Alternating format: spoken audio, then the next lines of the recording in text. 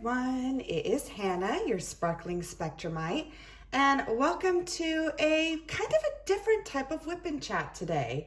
So as a lot of people know, March is Women's History Month, and my friend and fellow creator, Sophie at the Diamond Help Desk, decided that we kind of wanted to, celebrate Women's History Month and do the kit from Paint Gem, which is called the HerStory edition. So this is what it looks like.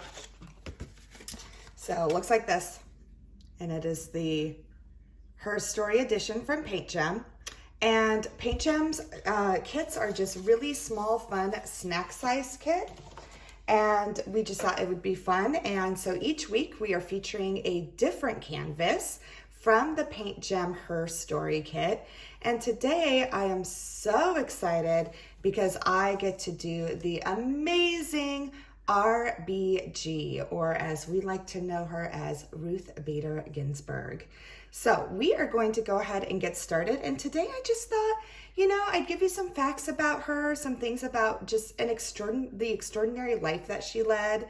And yeah, I'm just really excited to get into this. So before I get into the life of Ruth Bader Ginsberg, just a couple tools that I'm using today is I am using my blue agave putty from Excuse Me Designs. I really like it. Smells lovely. It's a really nice clean scent. I am going to use my Butterfly Effect Wears diamond painting pen because it's just pink and sparkly. And one of the reasons I wanted to use this today is because also the reason why Sophie and I are doing this kit is because this month, all of March, there is a diamond painting event, which is the Women Who Sparkle. And Money Penny is just gonna join along here. Money Penny, you gotta get down, girl. Oh, sorry, she ran into a box. Okay, anyhow, yeah, so I thought, pink, sparkly, that's pretty good for that event. So I love this pen too. It's just so pretty. And I just have a single placer metal tip and a thin plastic 4-placer tip on the other end. Another thing that I'm using is I'm just gonna use my pink tray. I love these trays. These are from Creations by LEP, which I will link below. Just really nice, affordable 3D printed trays. I really like them. The drills really line up nicely. And then also I'm going to use my awesome cover minder. I'm like, of course I had to use my very cool RBG cover minder that says women belong in all places where decisions are being made. And I got this from Mad for Minders, which is also a small shop that I will also link below. So we're just gonna get right into it and talk about Ruth Bader Ginsberg. So first of all, I'm gonna peel back my plastic, and I'm sorry if I knocked it. So cover minder holds back your plastic. So I'm just gonna peel this down just a little because I'm just gonna start doing this color blocking here. A lot of color blocking. There we go. So I got my cover minder in place. I know it's kind of covering her face. Here, I'll try and move it. There we go. Then you can see her face and the cover minder. And the nice thing also about Paint Gem kits is you can just work straight out of baggies. So that's what I'm gonna do today. I'm not even gonna worry about kitting up one of these because you can work out of baggies, and really the box that the set comes in is big enough to store the baggies. So there's really no need to use like an additional kit up system for this. So start off with this pink here. Put them in my tray. All right, I like this. Ooh, look, isn't that fun when your drills match the color of your tray, or almost? Give it a little shake here. Yeah, see, as you can see, the drills line up pretty nicely in this tray. Okay, so Ruth Bader Ginsberg. This is what we know about her. So first of all, the biggest thing that we know about her is that she was a Supreme Court Justice. That's probably the thing that we know her for most. Ruth Bader Ginsberg, she was actually the second woman ever to be elected to the Supreme Court. And she was actually the first Jewish woman to serve on the Supreme Court. So I thought that was pretty cool. Did not know that. So I believe the first woman was Sandra Day O'Connor. And then Ruth Bader Ginsburg was not long after her. So what we know about her is her birthday. I thought this was actually kind of cool. Her birthday was actually this week. Now she did pass away, but her birthday was March 15th. So March 15th would have actually been her 90th birthday. So she was born in 1933. She was born to two parents. Her father was an immigrant, and her mother was, she was from the States, and she was actually born in Brooklyn, New York. So she is complete Brooklyn, real New Yorker.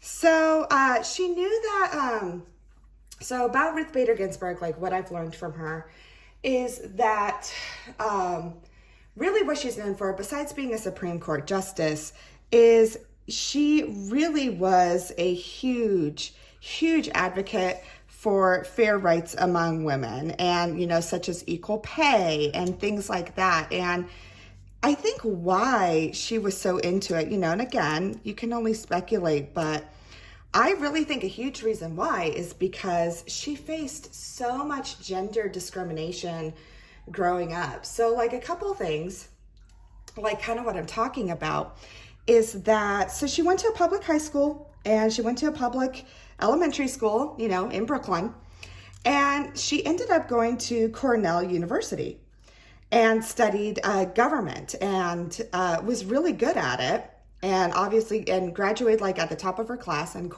at Cornell, and decided she was going to go to law school. So she got accepted into Harvard Law School. So, you know, when we think Harvard Law School, I mean, I was like, it still really is considered, it's an Ivy League school and is considered, you know, the best of the best. And that's where she really started facing a lot of gender discrimination, because out of the 500 people in her class at Harvard, there were only 9 women. So it was extremely male dominated. Again, only being 9 of 500. So as you could tell, even then, still women were not generally accepted into, you know, they were not accepted, but they weren't really welcomed, right? I mean, 9 out of 500, that really says something right there. So with that being said, she persevered and actually got on to be one of the editors of the Harvard Law Review, and really one of the first female editors to do that. And as you can see, guys, I'm kind of just got a single place here because these symbols are a little small. I mean, they're very visible. I'm just not seeing very well today. So yeah, so she continued to go to Harvard, but it was really interesting. So I was reading a couple of articles about her, like some interviews, and she'd even said, like, the reason why her and her women, her classmates would even get called in class at Harvard during law school was to pretty much like be made fun of. Like the men in the class would ridicule the women students and everything, which is like, wow, like how awful would that be to just be called on just so people could pretty much, you know, make fun of you. So she faced a lot of ridicule again as one of the few female students at Harvard Law School at the time. So she actually ended up switching to Columbia Law School. So again, another amazing program. We're talking the top programs in the country. And yeah, so the cool thing about her is that she actually served on both as an editor for the Harvard Law Review and for the Columbia Law Review. So she did both. So she's pretty awesome. So she graduated from Columbia. And during this time too, during this time she was married. She got married to the man who she would remain married to for you know, the rest of their lives. And she married Oh gosh, let me look at the name. I'm sorry. I had it written.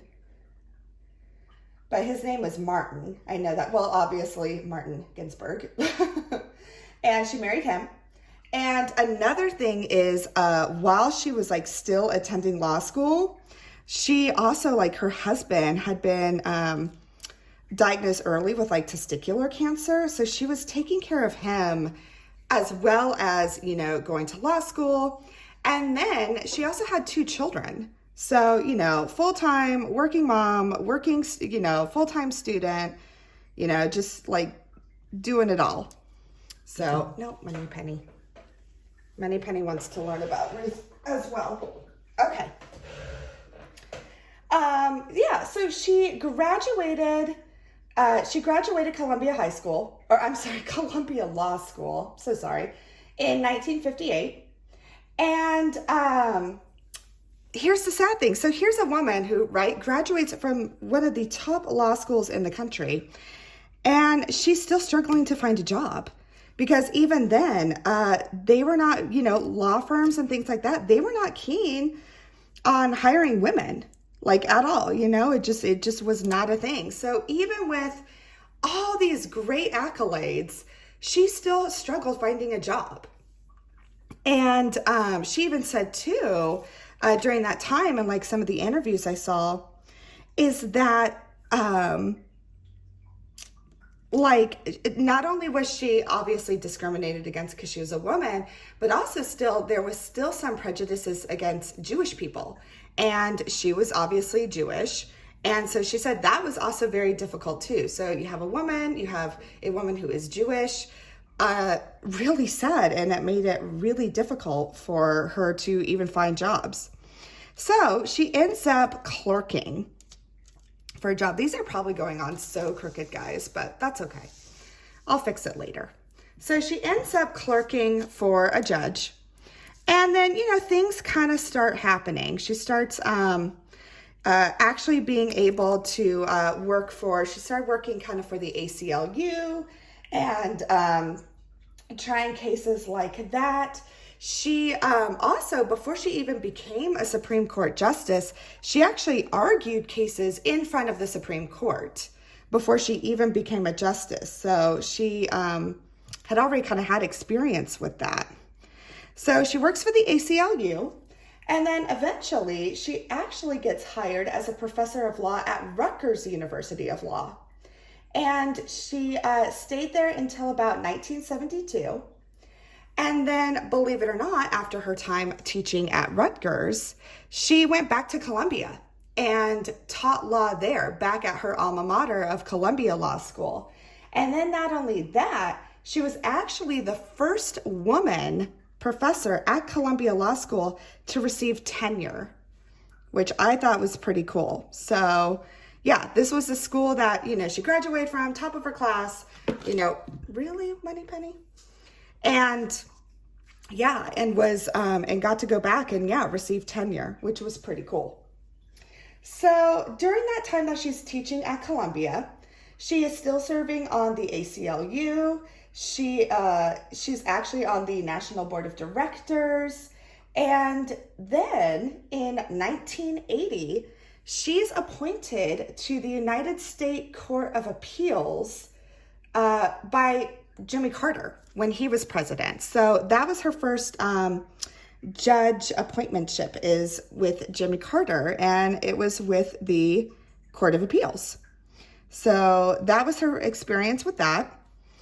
And then after that, so she serves on the Court of Appeals from 1980 until 1993. And it was when in 1993, that was when she was appointed to the Supreme Court by Bill Clinton. And at the time that she was appointed, she was the second woman to be appointed to the Supreme Court and the first Jewish woman.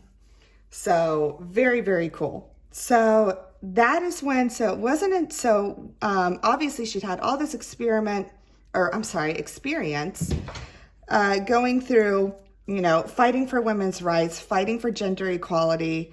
And on the Supreme Court, that's exactly what she continued doing.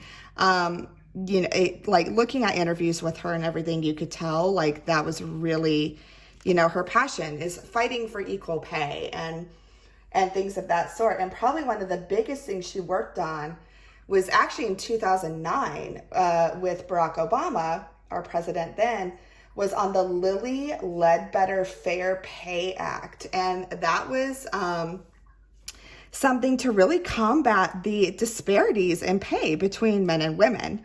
And that was something she was very passionate about and worked on while she was serving on the Supreme Court.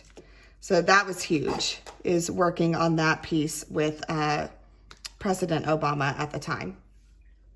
And I think rightfully so, because as you can see, I mean, she faced gender disparity, I mean, pretty much her whole life and her whole career. So I thought that was pretty cool. So she ended up working until she died. She ended up getting pancreatic cancer, unfortunately, and then passed away in, I believe, September of 2020. So yeah, so she was about 87 years old though, and still continued to work, which is pretty amazing. So some kind of cool things about her. I mean, obviously, if that wasn't cool enough, just everything she endured and everything she went through. She was an avid, she very much believed in health and fitness and worked out in like in a gym up until she really couldn't anymore, until like her cancer was too much. But she was known for working out at the gym, even in her, late 80s, which is pretty amazing. So she worked, I'm really putting these on crooked, guys, sorry. I'm just having a little trouble seeing today, but hold on. I'm gonna take this off and kind of push these so they're a little more straighter. That's what I love about these metal straighteners, is you can kind of get them back to where you want. There we go, it's a little better. So yeah, she was known for that, which I think was really cool. Was going to the gym even in her 80s. So, I mean, that's better than what I'm doing. So all props to her. And then the other thing that I thought was kind of cool was one of the things that she was kind of known for is, and you can even see like in this picture they depict, is she was really well known for wearing these collars around her robes when she was working. And that was something that she and Sandra Day O'Connor had kind of come up with, is, they really wanted to show that, yes, women can serve on the Supreme Court. They wanted to feminize it a bit because typically, the men just wore the black robes and that was it. So she and Sandra Day O'Connor decided, as being the only two women at that time to serve on the Supreme Court, they started wearing like these collars or even pieces of lace on their robes, just to show like, yes, we can be feminine, we can, yes, women can serve, and started doing that. And then it really skyrocketed for her because then she ended up getting sent these collars, like people would give them to her as gifts. And that's what she kind of became known for, is these collars that she would wear over her robes. And it ended up being where even like big fashion names would design these collars for her and give them to her as gifts. So I thought that was really cool. Sorry guys, you might see a shadow because it is super cloudy outside and I'm having to use my overhead light. So if there's a shadow, I really apologize. Unfortunately, just the lighting conditions today are not the best, but we'll do the best we can. So yeah, so actually what I'm going to do is also include an article in the description that Time Magazine had done about her, and it shows all the different collars that she had, and like she would wear them for different occasions. One of the most popular ones that she had was made by a jewelry company called Stella & Dot, which probably a lot of you have heard of. And it was kind of like this metal collar. And it's funny, she said it would remind her of a suit of armor, and she would typically wear that if she had to dissent. So I thought that was pretty cool. So she definitely used these colors as a way to kind of, you know, it kind of like showed what mood she was in, like how her feelings were towards things. And yeah, she became really known for that. And she'd get them as gifts. Again, fashion companies would design them for her and give them to her, and she did. So she became known for like these really cool collars that she would wear over her robes. So yeah, but that's really kind of all. I know that's kind of just a brief summary of her, but she definitely was, oh guys, I'm just messing up. Sorry, the lighting today is really bad. It makes me sad because I love this kit and I really want you guys to see it, but the lighting is just really giving me some struggles today. So just gonna do my best, which you guys know. But yeah, so I thought that was really cool about her. Like just another way to make things feminine and to show like, yeah, we're women, we're here, we can do this. So after she passed away, so her husband had passed away before her, and he was former military. So he was actually buried in Arlington National Cemetery, and she was as well as his spouse. So if you do want to pay your respects to Ruth Bader Ginsburg, you can, because she is buried at Arlington National Cemetery. So you can go do that, which that's why I really wanted to do this particular canvas, because in September, when I was in Washington, D.C., I got to do that. So I did get to go pay my respects to Ruth Bader Ginsburg. I will include a picture at the end because I was able to take a picture of her final resting place as well as her husband's, and I will include that at the end of the video. So yeah, so that is just a little bit of information about the just amazing, incomparable RBG. So that is where I'm going to end today, guys. It is a shorter WIP and Chat, but you know what? That's okay. So I will include some links that I found about RBG, including her collars, some information about her from the Women's History Museum. I will make sure to include those links below. And yeah, as you can see, this is such a fun little kit. I think it's awesome that Paint Gem chose this particular woman to honor as a, you know, diamond painting. I think that's really cool. She really was at the forefront of fighting gender disparity and things of that sort. So very, very cool lady. And she lived a really extraordinary life, in my opinion. So yeah, but I really hope that this small, short little WIP and Chat gave you a little bit of joy today. It always brings me joy making these videos, and I hope you're taking care of each other, taking care of yourselves, and I will see you in the next video. Bye.